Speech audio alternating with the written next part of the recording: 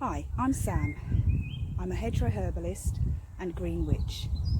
I work with the seasons, the energies and the plants of the land to create healing herbal remedies for myself and my family's well-being. And today I'm working with the elder. The elder tree is another one of our really ancient and loved herbal healers.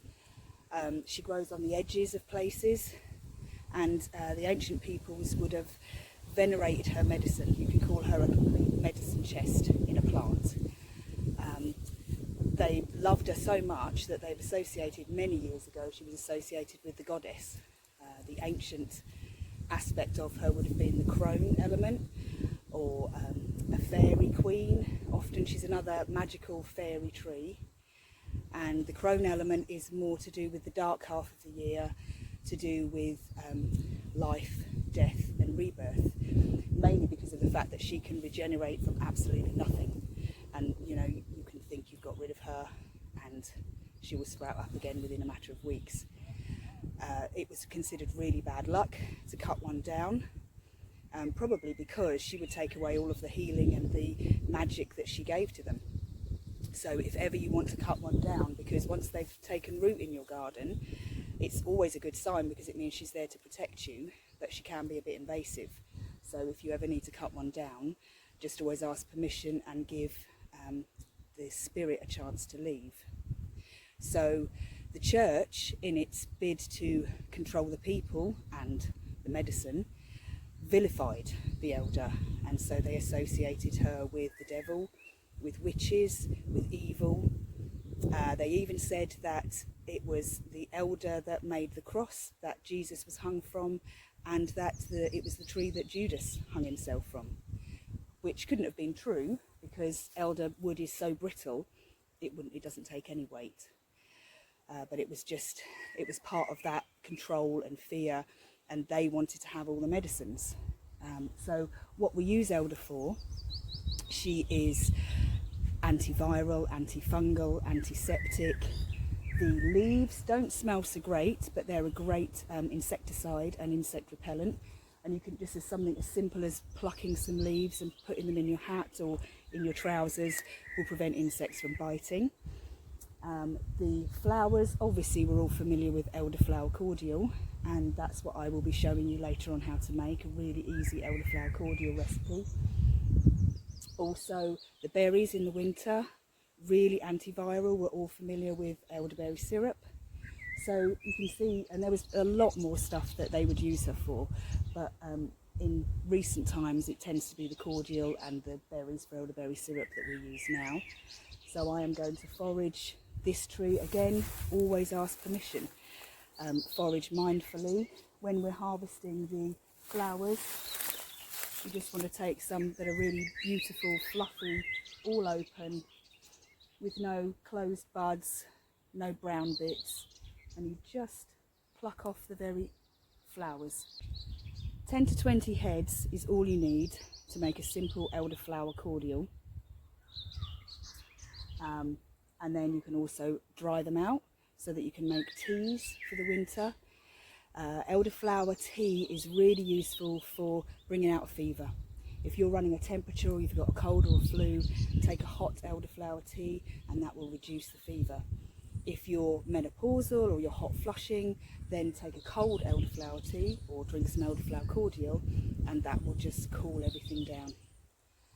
She opens up the channels. Elderflower just eliminates everything, so you can eliminate through the skin when you're taking elderflower. And so I'm going to forage some elderflowers, and then we're going to go back and make some cordial. Okay, so we've been and foraged our elderflower heads. It's a beautiful summer's morning. I've gone out early because I don't want it to get too hot, because they will wilt. You want to keep that energy, the vibrant energy of the elderflower, but also you don't want the dew on them. I've got about 20 heads here. You can do it with as few as 10. So anywhere between 10 and 20 is fine. You want a nice open head, nice big fluffy head, so make sure all the flowers are open. And we're going to just make the most amazing elderflower cordial with such an easy recipe. There's hardly anything to it. So we've got our elderflower heads, and I lay them on a tray, and I just make sure that I leave them for a little while, that any bugs that are there, they will crawl away. Also, if you forage with a basket, everything falls through the bottom of the basket, so by the time you even get them back to your house, you shouldn't really have many bugs there. So we just leave them on the tray there. I've had a litre of water and 900 grams of sugar, which I've got dissolving slowly in this pot. So you dissolve your sugar slowly, and then you bring that up to the boil. I've also got 15 grams of citric acid in here. My recipe is always called for citric acid. You may find others on the internet that don't use it. It's your choice, you know, as with the sugar.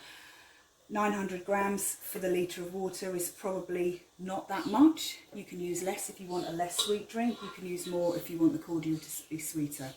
And then the only other thing we need is a lemon. I always use organic unwaxed, and I just take the rind off, chop the lemon up. So we've had this sugar dissolving, and now I'm just bringing it up to the boil. So this will make, you've got your litre of water, this will probably make just over a litre by the time you've had your sugar in it. So you want to make sure that you've got some glass bottles and they're sterilised. It will keep in the fridge unopened probably for about 6 weeks, especially if your bottles are really well sterilised. You can also freeze it. So you can put it in little bags, keep it in the freezer. It won't freeze solid because of the sugar content, but it will freeze enough that you can use it as and when you want it. So it's great over ice cream. It makes a really beautiful, cooling summer drink with ice, and it's really great with a gin. Nice big glass, plenty of ice, bit of elderflower cordial and gin, and that's just heaven of a summer's evening. So you can see it's just come up to the boil, and all I'm going to do is throw in the citric acid,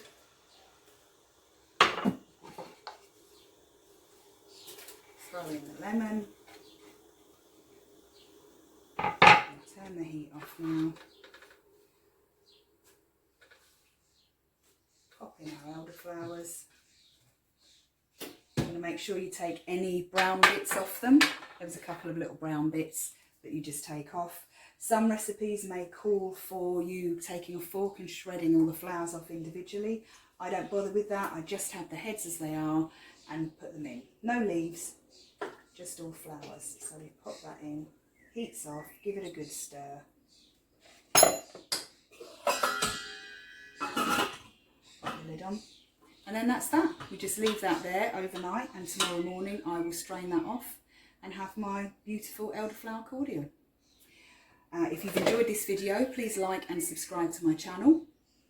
I will put the description and the ingredients, I'll put all the information and the ingredients and the method down in the description. And I hope you've enjoyed it. Take care, lots of love.